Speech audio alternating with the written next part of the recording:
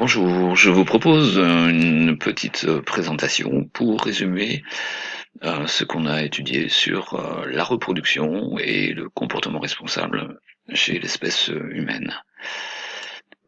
Tout d'abord, chez l'homme, le schéma est assez simple. Le cerveau, une petite glande à la base du cerveau, ici en rouge, produit des hormones cérébrales qui contrôlent l'activité des testicules, qui eux-mêmes vont produire les spermatozoïdes, tout d'abord, les gamètes reproducteurs, et des hormones sexuelles qui sont responsables de l'acquisition des caractères sexuels secondaires lors de la puberté. Chez la femme, par contre, c'est plus complexe. Il existe aussi, à la base du cerveau, la même petite glande qui s'appelle l'hypophyse, qui sécrète des hormones cérébrales, qui contrôle l'activité des ovaires, qui est cyclique. Les ovaires produisent des hormones sexuelles, les hormones ovariennes, d'une part, et produisent aussi les ovules.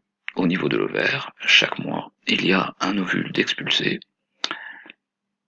Le cycle durant 28 jours, l'ovule est expulsé le 14e jour. Il sort de l'ovaire et va se rendre dans la trompe. Les hormones sexuelles ovariennes, elles-mêmes, contrôlent l'activité de l'utérus qui, elle aussi, est cyclique.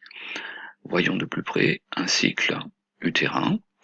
Il commence par les règles.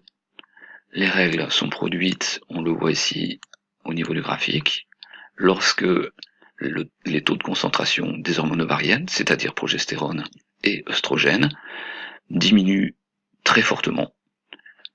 Alors, cela déclenche les règles. On rappelle, les règles, c'est une déchirure partielle de la paroi de l'utérus qui donc perd des cellules avec un épanchement de sang. Cela dure environ 4 jours lors d'un cycle.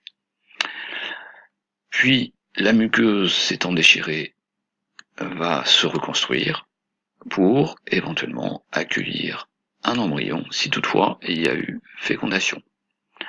Le cycle dure 28 jours et si il n'y a pas eu fécondation, les règles vont survenir à nouveau, et ceci donc tous les 28 jours. Par contre, s'il y a eu fécondation, voilà le schéma qui montre ce qui se passe après ovulation.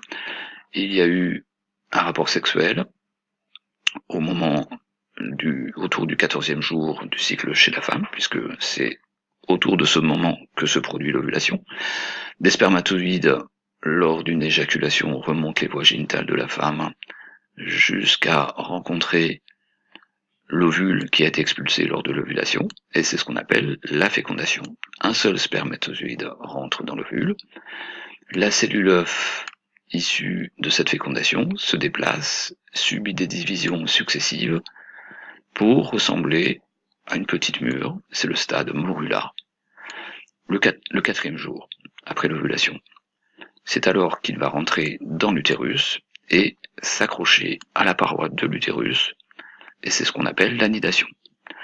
On peut parler maintenant d'embryon, un organe très important entre la maman et l'embryon va permettre les échanges, c'est le placenta. Apport d'oxygène, apport de nutriments, et à l'inverse, retour des déchets, expulsion des déchets via la mère. Voilà le schéma chez la femme.